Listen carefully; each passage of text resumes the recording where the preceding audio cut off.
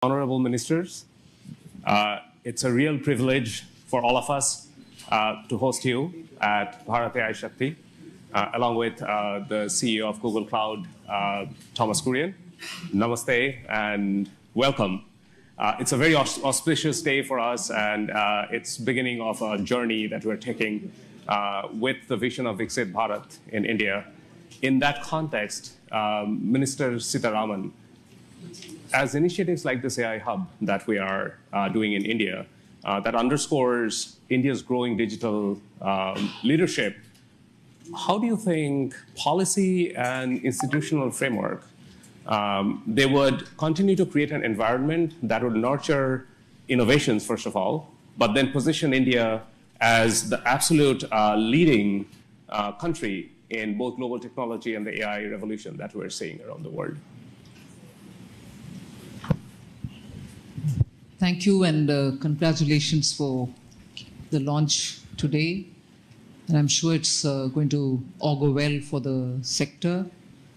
And also, I think, if I'm not too much in a haste to add a dimension which I would have loved to bring in a bit later, launching it and also landing the cables in Andhra Pradesh, I think, speaks so much about the synergy between progressive policy making and also dynamism in decision-making in governance.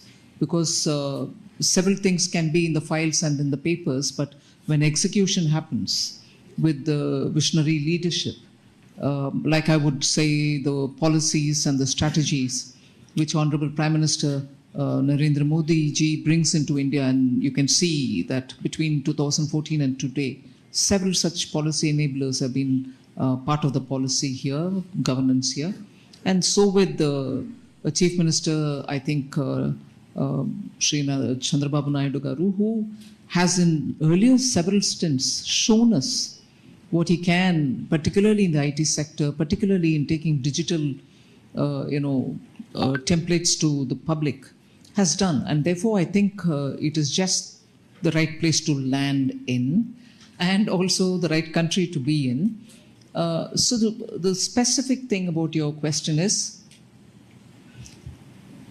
the temperament and the vision of the leadership itself has been tested and tried over decades, whether when he was a chief minister in Gujarat or subsequently on becoming the prime minister of the country. And you also have a very technically savvy minister taking the lead.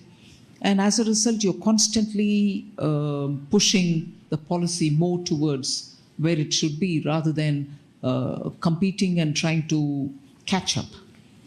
The very tendency and attitude of government being that, both at the state and at the center, you're actually in a country, in a state, and of course from the state towards the entire country, and also, as you said, from here to the globe.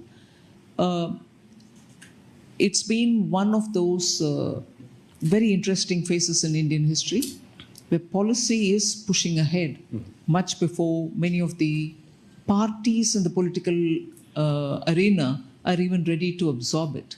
They see the result, and as a result, everybody has no other sense but to have their states where they are in power also to compete in this, which I think is eventually absolutely good for the country, because that's the kind of positive competition you want, and also that awareness that without these sort of enabling policies, you're not going to be able to take India towards 2047, when we hope to have developed status in all parameters. Yeah, no, thank you, Minister Sitharaman. And indeed, having the policy leading the path to the new technologies that are coming in, it's going to be instrumental to building India, the center of AI revolution that's happening.